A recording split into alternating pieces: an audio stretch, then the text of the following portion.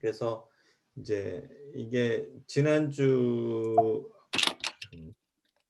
뭔가 보이죠? 우리가 지난 시간을 정리하면 우리가 인간을 영혼, 육으로 나눌 수 있다. 하지만 영과 혼은 완전히 이렇게 완전히 두 개로 쪼개진다고 말하기보다는 이렇게 중간에 이렇게 연결되는 부분이 있다. 이게 마우스가 보여요?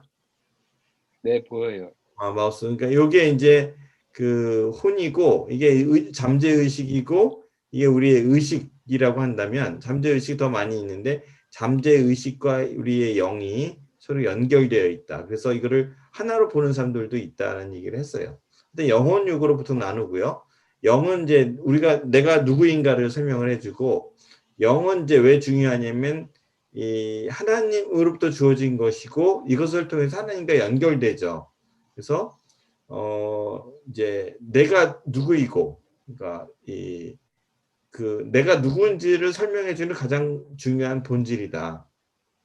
그리고 이 영이 제대로 정상적으로 기능을 하면 어떤 내가 직관을 갖거나 양심을 갖고 있거나 아니면 이제 하나님 임재를 느끼거나 아니면 어떤 감정 이입적인 대화를 하거나 건강 유지 같은 일을 할 수 있다라고 할 수 있습니다.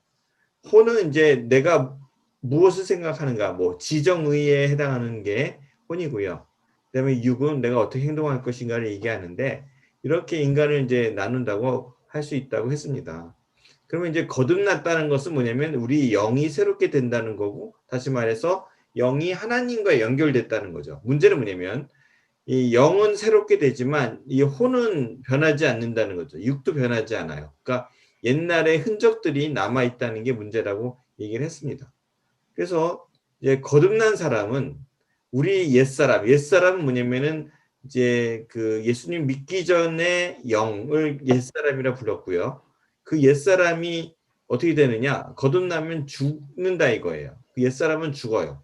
더 이상 옛사람이 살아있지는 않습니다. 그러니까 옛사람이 우리를 조정을 할 수 있는 그 힘은 다 잃어버렸어요.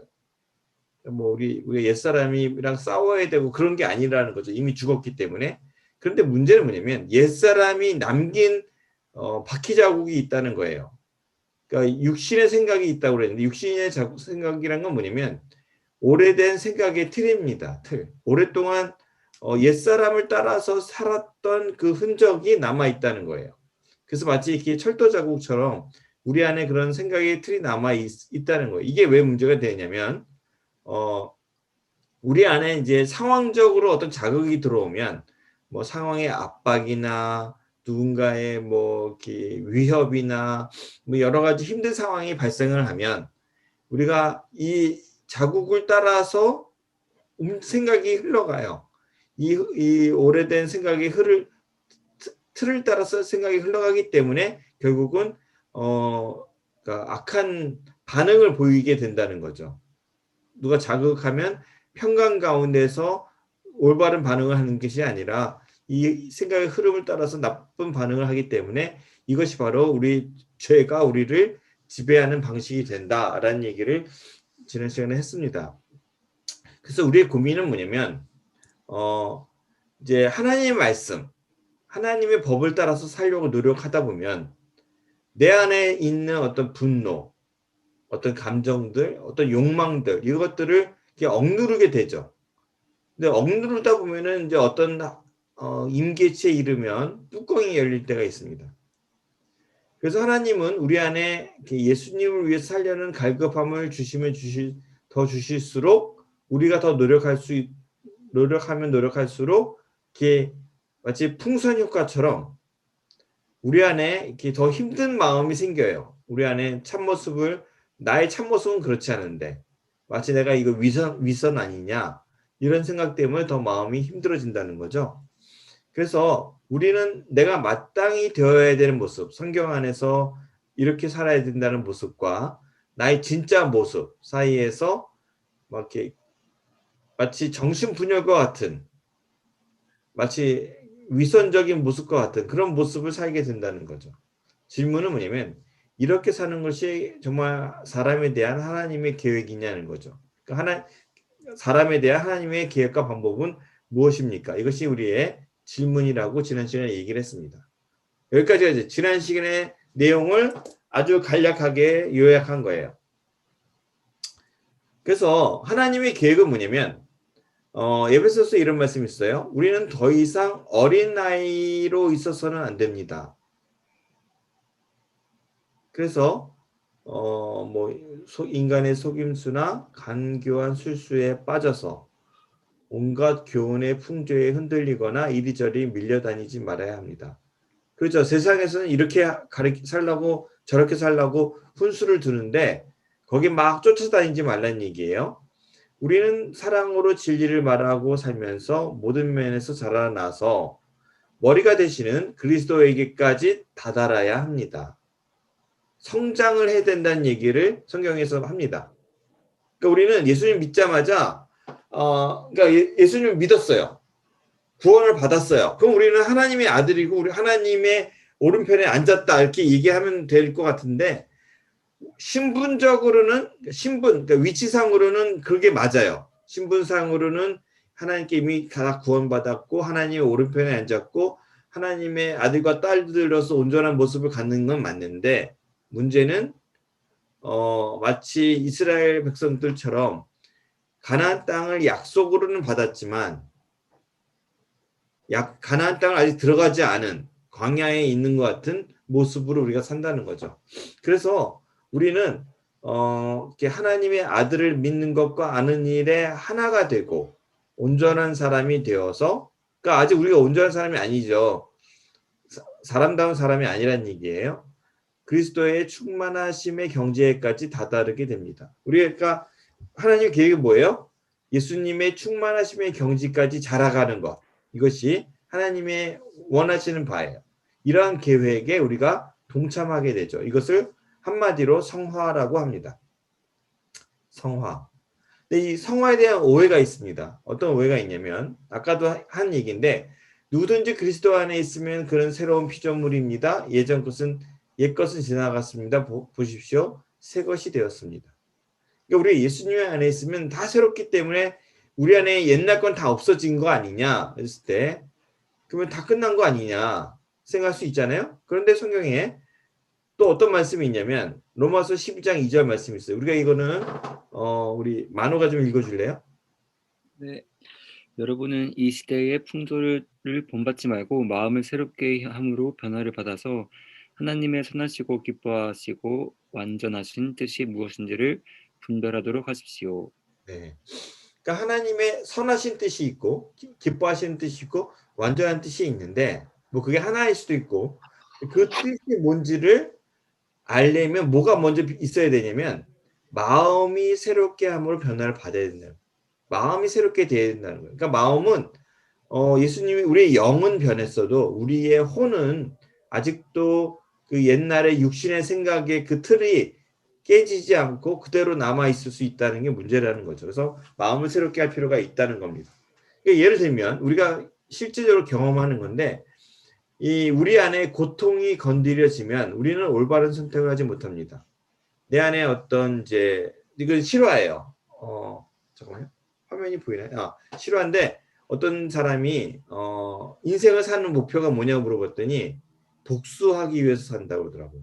복수하기 위해서. 무슨 말이냐 했더니 자기가 어렸을 때 집안이 굉장히 어려워지고 뭐 이렇게 차압이 들어왔어요. 뭐 부채가 그러니까 어떤 재산적인 문제로 해서 차압이 들어와서 사람들이 신발을 신고 들어와서 막 그 빨간 딱지를 막 붙이는 거예요. 그걸 보면서 분노가 일어나서 자기는 그거를 복수하게 살겠다. 그러니까 이제 조금만 그런 일이 있으면 이제 굉장히 이제 힘들어지는 거죠. 그러니까 이런 고통이 건드려지면 올바른 선택을 하지 못합니다. 여기서 벗어나려면 내가 변해야겠죠. 그리고 근데 문제는 뭐냐면 우리가 믿는 바를 느끼고 경험을 합니다.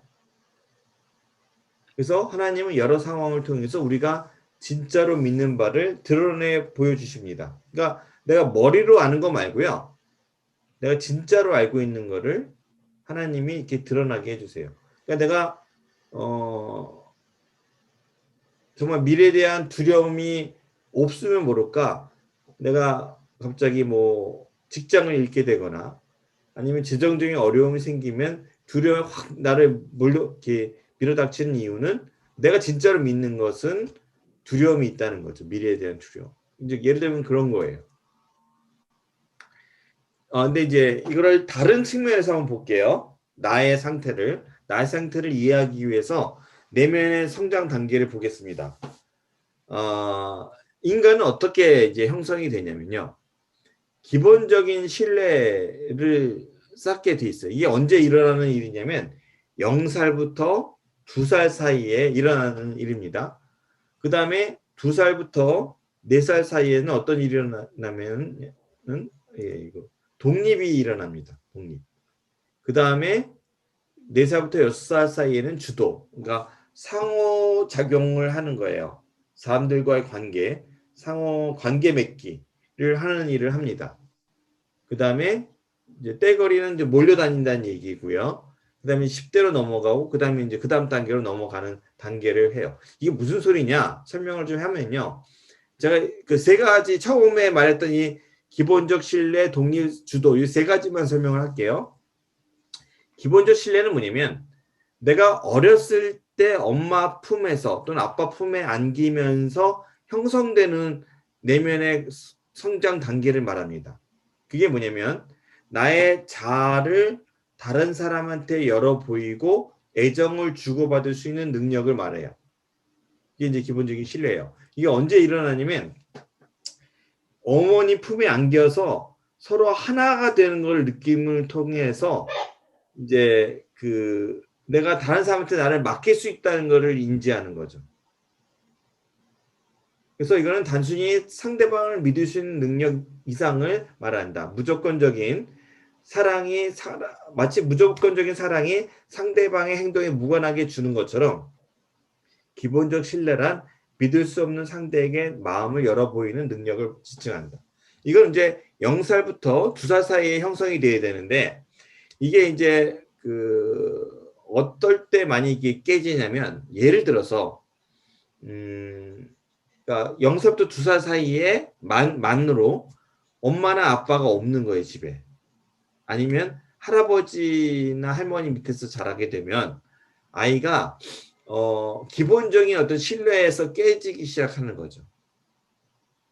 그래서 나를 맡길 수가 없게 되는 거예요. 예를 들면 왜 그런 거 있잖아요. 애들이 이렇게 계단 같은 데 위에 올라가서 아버지가 있으면 그냥 그 앞에서 그냥 뛰어내려요. 뭐 아무 말 없이. 말도 안 하고 막 뛰어내려요. 그럼 아버지가 받아줄 거라는 거를 이제 믿고 이제 뛰어내리는 거죠. 그런데 만약에 아버지가 안 받아줬다. 그러면 이제 아이는 세상에 믿을 놈 하나도 없다. 이런 생각을 하게 되는 거죠. 예를 들면. 이제 그런 어떤 기본적인 관계인데 이게 그러니까 이거를 다른 말로 결속이라고도 하는데 엄마나 아버지 안에서 그러니까 아버지 품에 안기고 어머니 품에 안겨서 그거를 서로 믿는 관계는 이거는 뭐랑 관련이 있냐면 내가 이렇게 힘든 상황이 됐을 때 밑바닥을 칠 때도 다시 바운싱해서 다시 땅을 치고 올라갈 수 있는 능력이 바로 이거랑 연결이 됩니다.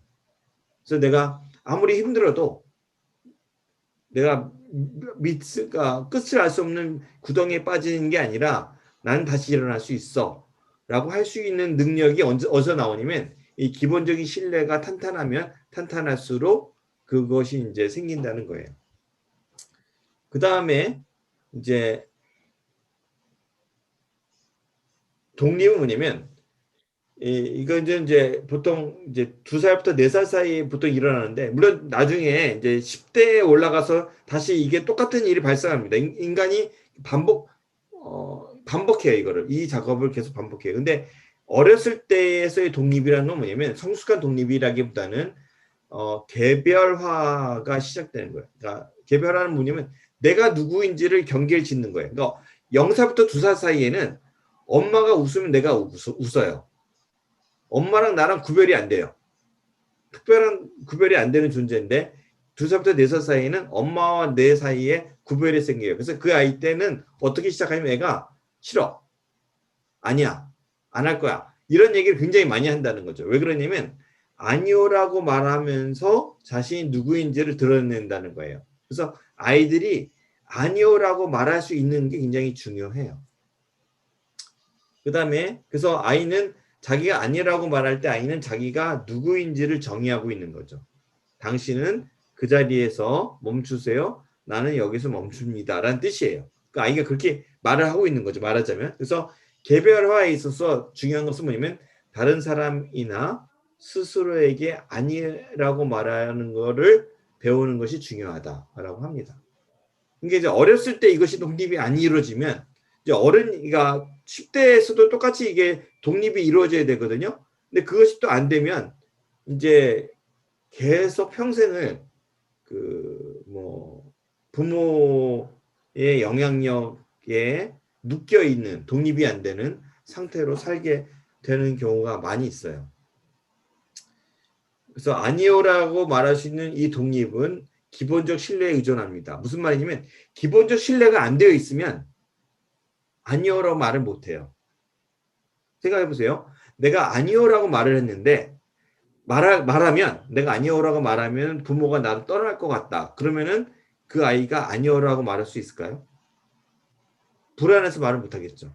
그러니까 기본적 신뢰가 있어야 그 탄탄한 신뢰 위에서 아니요라고 할 수 있는 독립이 생긴다는 거죠. 이제 이거 제가 주도라고 했는데 이거는 이제 상호 관계 맺음이라고도 하고 이니시에이티브라고 했는데 이건 뭐냐면 이제 4살부터 6살 사이에 또래 집단 가운데서 살 수 있는 능력이에요. 그래서 그렇게 하려면 다른 아이와 함께 지내려면 예와 아니오를 말할 수 있어야 그 건강하게 다른 사람들을 하고 같이 살 수 있겠죠. 안 그러면 쫓아다니거나 따라다니기만 하겠지 진정으로 같이 관계를 맺는 관계가 아니죠. 그래서 근데 이제 이거는 이제 하나의 예인데 뭐 예를 들면 아이가 그렇게 나눠주기를 못하는 아이한테는 너 빨리 나눠야 돼. 왜 이렇게 나누지도 못해? 동생한테 왜 장난감도 못 나눠줘? 이렇게 그렇게 하지 말고 아직 독립 단계에서 벗어나지 못하는 애들이기 때문에 시간을 갖고 애가 독립 단계를 넘어서게 되면 때가 되면 이제 애가 나눌 수 있다 그런 얘기입니다. 이제 6살부터 0살부터 6살 사이에 이루어지는 단계예요. 그래서 어릴 때까지 어릴 때 만 6세까지 아이들은 이런 능력을 터득해야 합니다. 자의식을 가져야 하는 거죠. 내가 누군지를 알아야 되고 홀로 서고자 하는 자유를 포기하지 않으면서 동시에 다른 사람에 대해 감정적으로 정서적으로 친근감을 가지는 능력. 그러니까 스스로 선다는 것을 포기하지 말아야 된다는 거죠. 그들의 사랑을 잃어버릴 것 같은 두려움에 사로잡히지 않으면서도 다른 사람에게 합당한 거절 의사를 보이는 능력. 다른 사람의 합당한 반대 의사에 대해서 그거를 나를 반대한다. 나를 미워한 거다라고 받아들이지 않고 감정적으로 뒤로 물러서지 않고 수용할 수 있는 능력. 이거를 만 6살까지 갖춰야 된다라고 합니다. 지금 다 들어가고 있어. 네. 예. 예. 여러분 어떠세요? 근데 문제는 뭐냐면 이 6살까지 이런 능력을 가져야 되는데 60살까지도 이런 능력을 못 갖는 경우가 많이 있다는 거죠. 우리 모두를 다 포함해서. 그죠?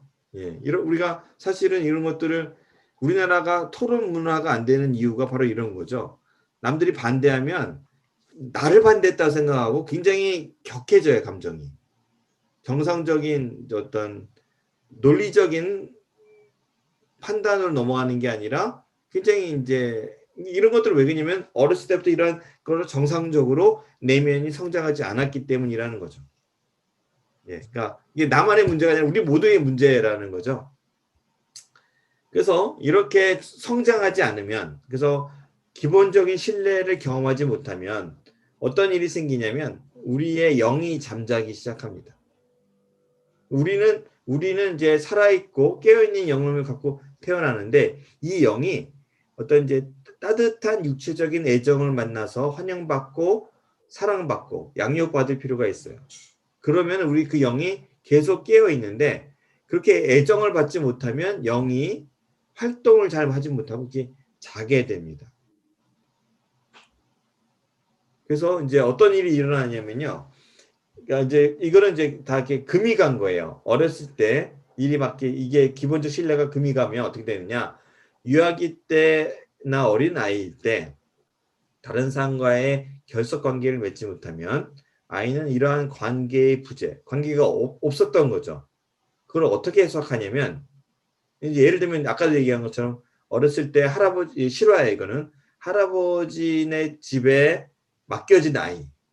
그 아이는 그 어떻게 생각하냐면 아버지가 아니면 어머니가 나를 버렸다라고 생각할 수도 있고 아니면 자기가 집안에 뭐 부담이 된다 이렇게 느낄 수도 있고 그렇게 해석을 합니다. 이러한 해석이 거짓말이죠. 사실은 거짓말이 자라면서 결속의 관계를 맺는 것을 회피하게 만들게 됩니다.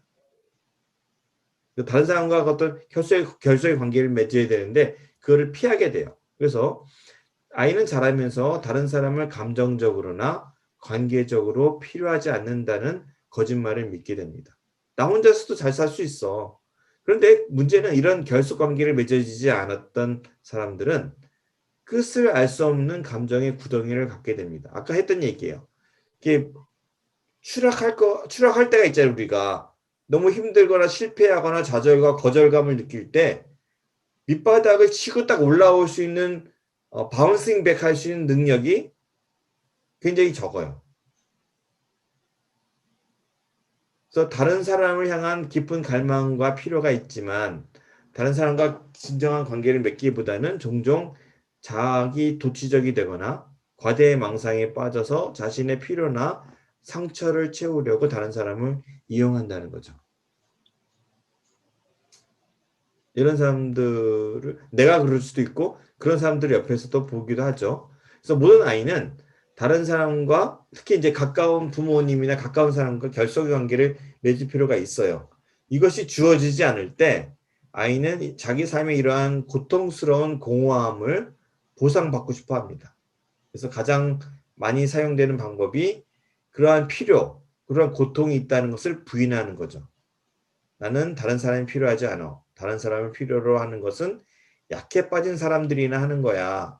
사람들은 날 싫어해. 난 엉망이야. 그러면서 성취지향적인. 왜냐면 내가 뭔가 이루어야지만 남들이 날 인정한다고 믿기 때문에 성취지향적인 삶을 살게 됩니다. 근데 문제는 뭐냐면 이렇게 살게 되면 결국은 자기가 어느 순간 어떻게 생각하게 되냐면 이러고 성취지향적으로 살다 보면은 한 10년, 20년 지나면 자기 인생이 껍데기 같다라는 느낌을 받아요. 다른 사람이나 다른 사람들과 정상적인 감정적이나 관계적으로 결속하는 관계를 맺지 못하면 감정적으로 물러섭니다. 내가 딱 거리감을 주는 거죠. 그 사람하고 상처 주거나 공격적인 행동을 보여요. 그러니까 딱 관계를 끊어버리거나 아니면은 오히려 공격을 하거나 아니면 다른 사람의 관계를 내가 괜히 방해하거나 뭐 이상한 일을 하거나 뭐 예, 자꾸 상대방을 시험하거나 거절하거나 계속 거절하죠. 거절하면서 언제까지 거절하는지 지켜보죠. 이런 행동을 합니다. 이런 상태는 잠깐만요. 이게 왜 이러지? 예, 예. 이런 상태는 다른 사람과 결속 관계를 맺을 때 맺도록 허용할 때 일어날 수 있는 고통. 왜냐면 이 사람은 결속 관계에서 고통만 경험했기 때문에 그 관계가 맺어지면 고통이 있을 거라고 믿기 때문에 이걸 계속 방해하는 거예요. 또 사랑의 결속 관계가 형성되어야 되는 어린 시절의 상처를 받으면 이제 다른 불경건한 믿음을 갖게 됩니다. 사랑하면 상처받으니까 피해야 돼. 내가 상처받을 때 나는 사랑받고 있는 거야. 이건 사실은 좀 약간 자해적이죠, 그죠? 나한테 뭔가 문제가 있어 라는 생각들을 하게 됩니다. 이러한 거짓말로 다른 사람들과 긍정적이고 정상적인 관계를 맺지 못하게 되죠. 그래서 다른 사람과 관계를 맺는다는 것이 너무 낯설고 이러에 대한 두려움이 와 염려가 있죠. 그래서 관계를 맺을 때 어렸을 때의 고통을 떠올릴 가능성이 있기 때문이다. 뭐 이렇게 이제 얘기할 수 있는데, 그래서 아까도 얘기했지만 상처받는 관계를 추구할 수도 있어요. 일부러 상대방을 자극해서 화나게 해서 자기를 상처 주게 만들어요. 그럼 자기가 상처를 받으면 그때 자기가 사랑받는다고 느끼는 경우도 있다는 거죠. 왜냐면 이 사람은 그게 익숙하니까.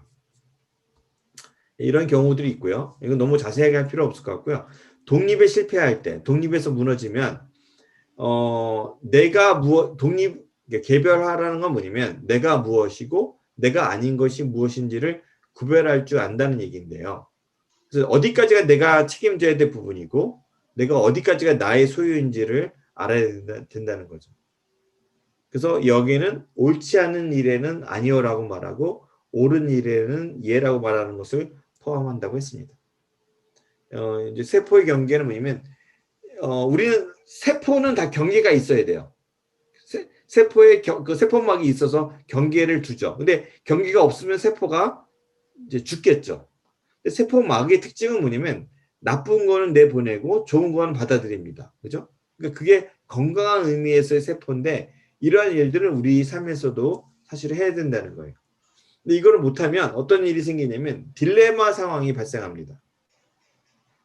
누군가 나한테 부탁을 했는데 아니라고 하면 기분이 나쁘고요. 예라고 하면 미칠 것 같아요. 뭐 그런 거 있죠. 누군가 나한테 말도 안 되는 걸 부탁해요. 뭐 해달라고. 자기가 해야 되는데 나한테 부탁을 해. 그러면 어떻게 됩니까? 아니요라고 하면 기분이 나빠질 것 같죠. 뭔가 예라고 하면 내가 미치버릴 것 같은, 예라고 하면 이용당하는 것 같고 아니라고 하면 죄책감이 듭니다. 대부분의 우리는 우리가 하기 원하는 것이 무엇인지 또 해야 하는 것이 무엇인지를 알지만 기분 나쁜 감정이 우리로 하여금 표현하지 못하게 한다. 우리가 느끼는 두려움이 우리를 딜레마에 빠뜨린다. 이런 딜레마는 경계가 분명치 않을 때 이런 문제를 일으킬 수 있습니다. 예. 그래서 우리는 이러한 두려움으로 인해서 옳지 못한 일에 예라고 말하기 쉽죠. 다른 사람의 감정을 상하게 할 수도 있다는 두려움, 버림받고 따돌림 당할 것에 대한 두려움. 이게 또 안 되는, 잠깐만요. 전적으로 다른 사람을 의존하려는 마음, 또 누군가의 화를 자극할 것이라는 두려움, 처벌받을 것에 대한 두려움, 부끄러움에 대한 두려움, 이기적으로 보일 것 같다는 것에 대한 두려움, 영적이지 않은 사람이 될 것 같은 두려움, 내 안에 있는 선한 나를 잃어버릴 것에 대한 두려움, 죄책감, 다른 사람의 손에 지나치게 민감함 등등으로 인해서 수많은 이유가 있을 수 있는데 이런 것 때문에 예라고 이제 말할 수 있다는 거죠. 그래서 우리는 이러한 두려움이나 온갖 학대, 두려움 때문에 온갖 학대와 억압을 견딘다는 거죠. 그래서 강제적으로 어떤 일을 해야만 다른 사람에게 사랑을 받는다는 생각을 하죠. 이런 생각 때문에 고통스러운 삶을 산다는 겁니다. 하지만 이제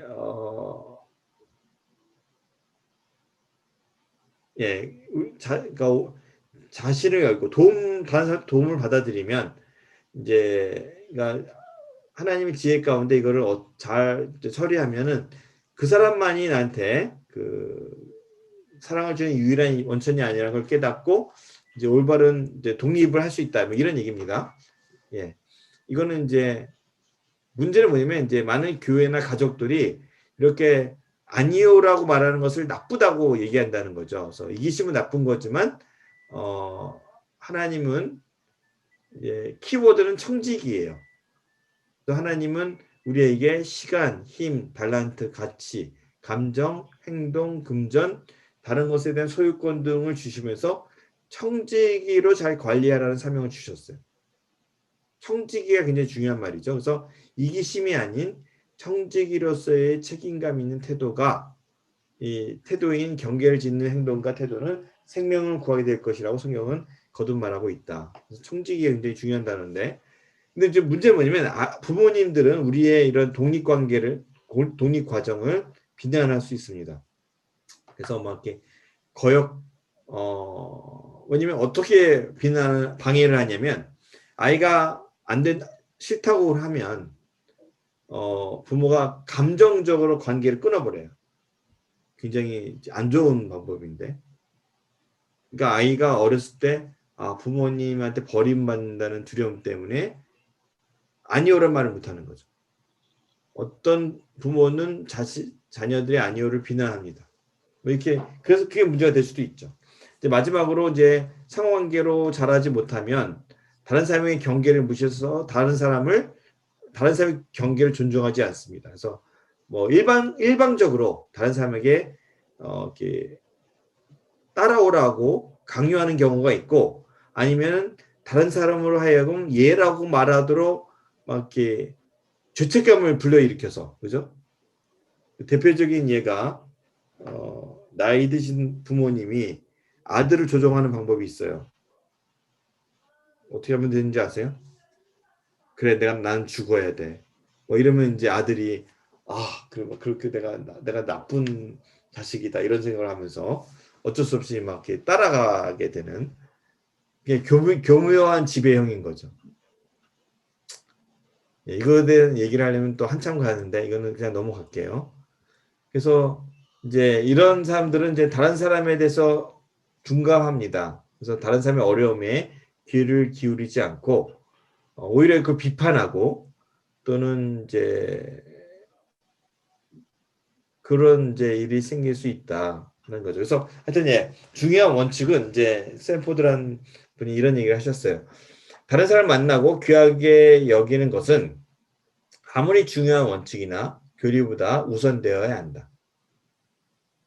관계를 맺는 것은 우리의 정책이나 관습보다 훨씬 중요하다. 바리새인들은 사람보다 자신의 신념이나 전통을 더 중요시 함으로 가난한 사람들을 거절하고 상처 주었다. 그러나 예수님은 항상 예수님께 나오는 사람들을 위로하고 치유하시면서 원칙이나 전통 관습보다 사람을 우선시하셨다. 라고 하셨습니다. 자, 그럼 우리가 잘하지 않으면 어떻게 되느냐? 생각보다 시간이 빨리 가는데, 잘하지 않으면 우리의 소명이나 우리 사명을 이루지 못하겠죠? 평생 주제가를 부릅니다. 이게 제일 가슴 아픈 일이에요. 아까도 얘기했지만 어떤 청년이 있다고 했잖아요. 청년이 그 2살 때 할아버지 밑에서 자랐어요. 이 청년의 평생 주제가는 나는 쓸모없어요. 나는 쓸모없어서 부모님한테 버려져서 그 할아버지 밑에서 자랐다라고 믿었기 때문에 그 주제가가 평생 반복을 하더라고요. 난 쓸모없어. 그래서 뭐 30이 다 돼도 계속 난 쓸모없어라는 걸 주제가로 불러요. 후회하고 실망하면서 아쉬움에 머물게 되죠. 나중에 주님의 칭찬을 얻지 못하게 되죠. 그런데 그러면은 이제 갑자기 막 열받는 일이 생기죠. 내가 6살까지 그렇게 자랐어야 되는데 부모님이 안 도와줬어. 막 이렇게 생각할 수도 있고, 그죠? 막 화가 나죠. 막 부모님 오히려 방해만 한 것 같고. 근데 하나님의 은혜는 우리를 회복하게 하십니다. 교회 안에서 이거를 우리를 회복하도록 은혜를 주세요. 그래서 또 때로는 이제 가족 차원의 치유가 필요할 때가 있습니다. 이거는 이제 어떤 경우냐면, 대부분 일반적인 경우도 그렇고 특수 경우도 그런데 어떻게 되냐면, 예를 들면 이제 어떤 청년이 어려움이 생겼어요. 군대에서 어려움이 생겼어요. 그래서 저희 교회에 왔어요. 그래서 제가 상담을 하게 됐는데, 이 청년의 어려움을 군대에서 굉장히 어려워서 그 어머니가 급하게 휴가를 받아서 이제 그냥 자기도 모르는 교회에 와서 이제 우리가 이제 상담하는 교회라고 해서 이제 와서 상담을 받은 건데, 저한테 받았는데, 이 친구가 어려웠던 이유 중에 하나는 뭐냐면, 이 친구가 어머니 뱃속에 있을 때 어머니가 이 친구를 이제 유산하려고 했었던 생각을 했었어요. 근데 그게 이 아이의 마음에 의식은 아닌데 이 영 가운데 남았던 거예요. 그래서 결국은 이제 그렇게 했죠. 그 어머님께 가서 어머님이 유산의 생각을 했다는 거를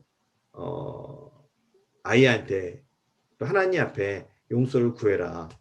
그러면서 이제 회복의 실마리가 됐던 부분이 시간이 있었거든요. 그래서 이런 어떤 가족 차원의 치유가 필요할 때가 있습니다.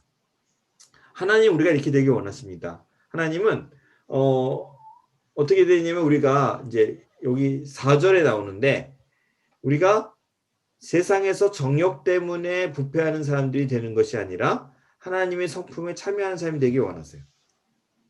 그러니까 어떻게 되길 원하냐면 영혼이 분열되지 않고 통합된 사람, 그리고 사람다운 사람이 되길 원하시고 또 하나님의 말씀 안에서 성령 충만해서 속사람이 강건해져서 우리 영이 강건해져서 그리스도의 평강이 우리의 생각 안에 있는 두려움과 마음속의 낙담이라는 풍랑을 잠재우고 하나님의 이제 그 성령님을 따라서 사는 사람이 되기를 원하신다는 거죠.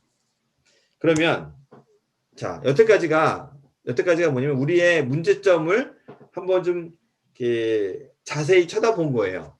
우리가 다 이런 건 다 묻어놓고 있잖아요. 근데 우리의 문제점을 한번 이렇게 한번 꺼내봤어요. 이렇게 보니까 우리가 문제점이 많죠.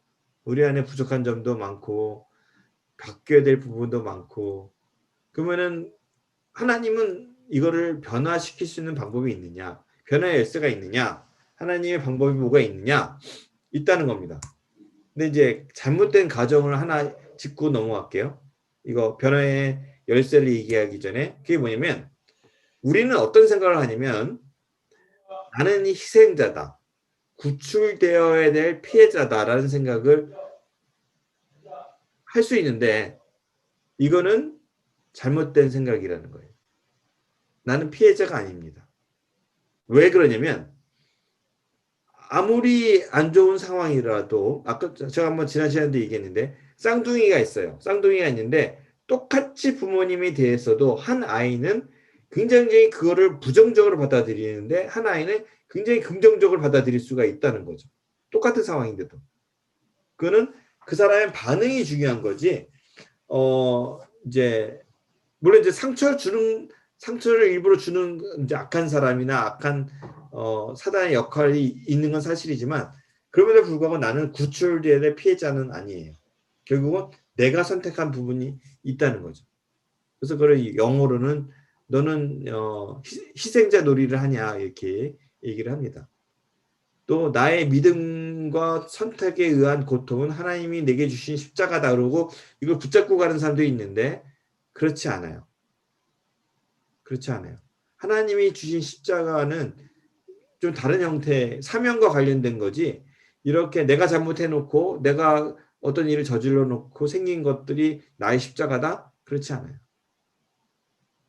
그러니까 이거는 해결돼야 될 문제라는 거죠. 그래서 이건 다 아니라는 거예요. 그럼 하나님의 변화 프로젝트는 뭐냐? 이게 에베소서 4장 22절부터 24절에 나옵니다. 이거 하고 아마 오늘 끝날 것 같은데. 자, 이거는 우리 푸른자매님 읽어주실래요? 너희는 유혹의 욕심에 따라 썩어져 가는 구습을 좇는 옛 사람을 벗어버리고 오직 심령으로 새롭게 되어 하나님을 따라 의와 진리의 거룩함으로 지으심을 받은 새 사람을 입으라. 네, 성경에 있는 제가 그러니까 이 변화를 위한 하나님의 최고의 방법인 건데 이게 가장 잘 정리가 되어 있어요. 골로새서 3장에도 비슷한 말씀이 있겠는데요. 가장 정리가 잘 되어 있는 최고의 말씀이에요. 최고의 말씀. 이거 다시 한번 볼게요. 뭐라고 했죠? 옛사람을 어떻게 하라고 했죠? 세 단계가 옛사람을 벗어버리라고 되어 있고요. 심령이 새롭게 되어야 된다고 하셨고요. 그 다음에 새 사람을 입으라고 하셨어요. 그래서 옛사람을 벗어버리고 지금 벗고 있어요. 벗고 있는 건지 입는 건지 잘 모르겠죠. 솔직히. 벗고 있고 그 다음에 새 사람을 입으라고 하셨는데 그 중간 단계가 있어요. 중간 단계가 뭐죠? 심령이 새롭게 된다고 했어요. 심령이 새롭게. 자 그러면 그걸 아주 간단하게만 보면 옛사람을 벗어버린다는 것은 이제 골로새서 3장에 똑같은 말씀이 있어요. 여러분은 옛사람을 그 행실과 함께 벗어버리고 옛사람은 이미 죽었어요. 죽었다고 했어요. 근데 우리가 여전히 육신의 생각 안에서 그거를 붙잡고 있단 말이죠. 그거를 벗어버리라는 거예요. 그거를 그 틀을 내려놓으라는 거죠. 예를 들면 이거는 이제 그 속사람의 변화라는 책에 이런 얘기가 나옵니다. 그 이제 아그네스 샌포드는 기독교 상담의 선구자인데요. 이분이 이제 병원에서 어떤 분을 만났냐면 병사를 만났어요. 근데 그를 위해서 기도해 줬고, 그래서 이제 다리뼈가 자라났고 뭐 그런데 이 사람이 예수님 믿었어요. 근데 이 사람이 그 안에 분노가 있는데, 그래서 그거를 막 뭐 타자기를 던지는 등의 행동을 하는데 그 이유를 알 수 없다라고 이제 편지를 보냅니다. 그랬더니 이분이 이제 이게 초창기이기 때문에 막 이렇게 막 이런 약간 이런 관계를 이런 과정을 거치는데, 이분이 한 주님께 여쭤봤고, 이제 어렸을 때 이제 불황자들이 해리를 괴롭혔던 장면이 있었다는 거죠. 그래서 그 문제는 성인이 된 해리한테 있는 것이 아니라 해리가 여기 없네. 예, 갑자기 해리가 나오네.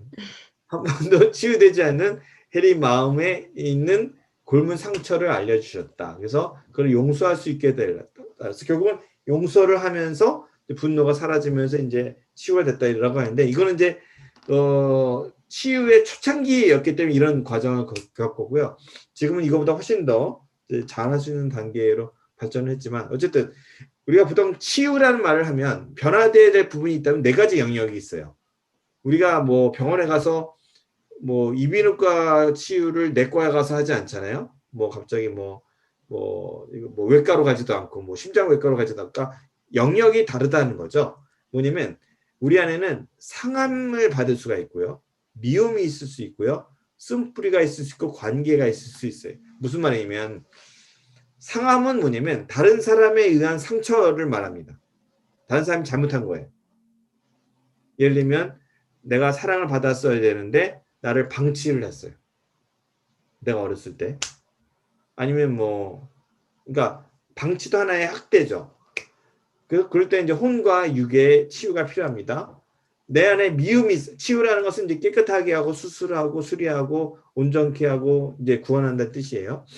미움은 뭐냐면, 근데 내가 그 안에, 그러면서 내 안에 미움이 생겼어. 그러면은 미움은 내가 저지른 죄악이에요. 내가 잘못한 거예요. 미움은 회개해야 되겠죠. 미움은 내가 회개해야 될 문제고, 상함은 치유를 받아야 돼요. 쓴뿌리는 뭐냐면 그 과정 속에서 내가 형성한 이제 육신의 생각이에요. 나는 복수를 할 거야. 그러면서 이제 나한테 상처 주면 난 복수를 해야 돼. 이런 생각의 틀을 가졌다. 그러면 그게 쓴뿌리죠. 그래서 내 생각의 틀이 쓴뿌리를 말합니다. 그 다음에 관계는 뭐냐면 좋은 관계를 맺어야겠죠.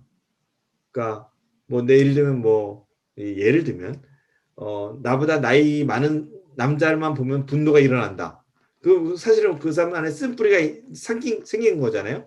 나보다 나이 많은 여자를 봐도 쓴뿌리가 생긴다. 그럴 수 있잖아요. 그죠?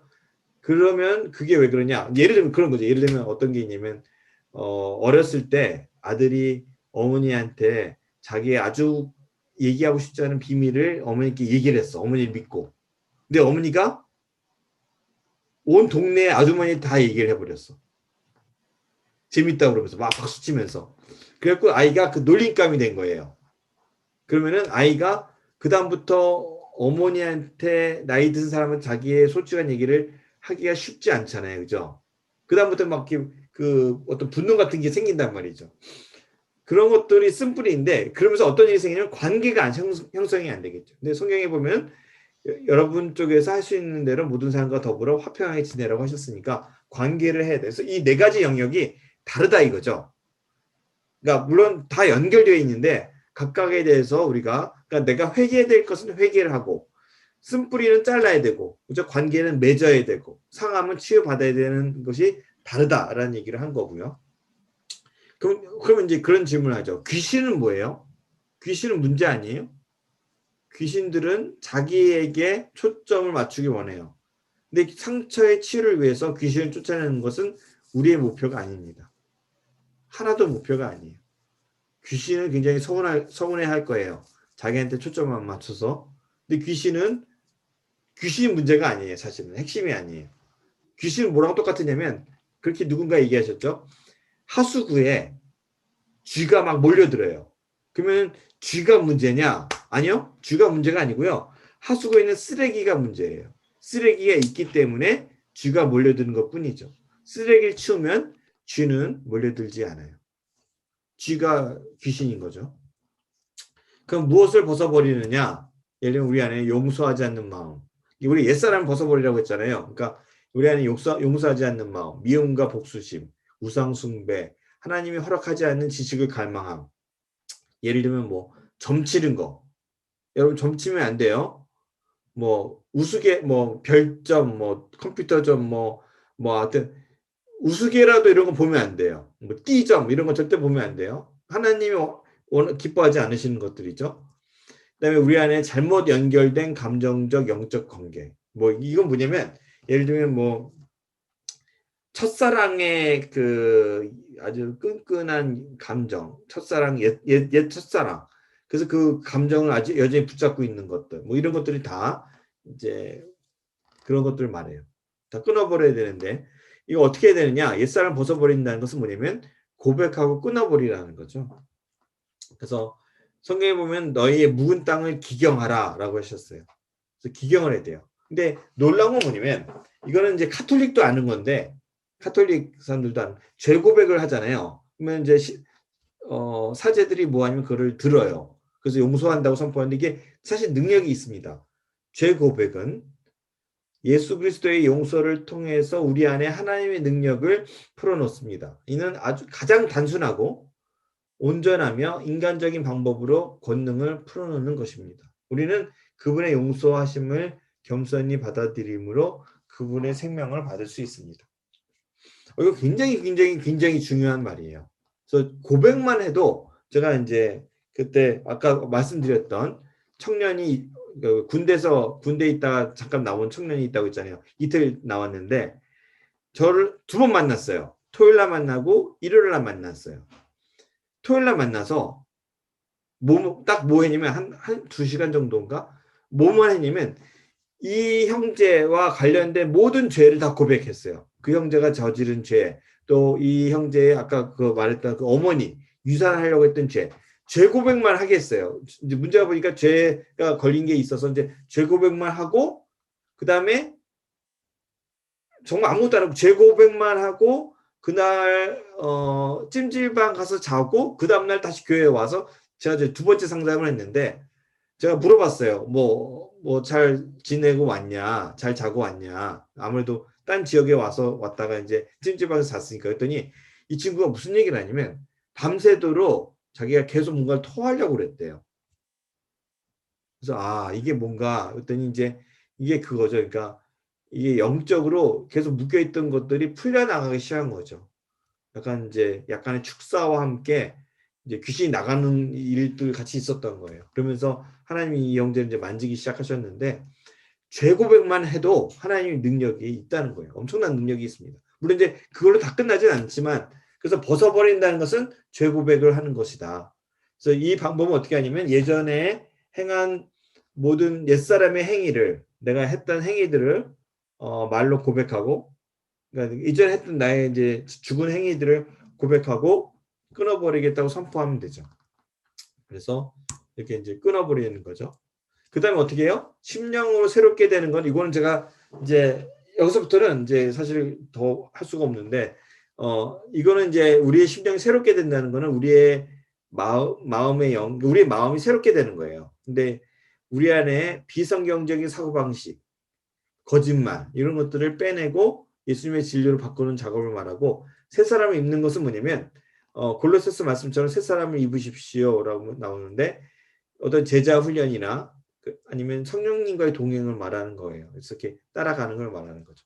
그래서 마지막 슬라이드는 이게 마지막이 아니고 그래서 우리가 우리 안에 벗어야 될 것들이 있고 그다음에 입어야 될 것들이 있고 그 와중에 거짓말들을 버려야 될 것들, 새롭게 수술받아야 될 것들이 있다라는 얘기입니다. 이 그림에 대한 설명은 제가 다음 시간에 또 그 다음 시간에 계속해서 얘기할 거고, 하나님의 계획들이 있다는 것까지만 오늘 얘기하는 게 포인트예요. 하나님은 이 계획이 정말 놀랍게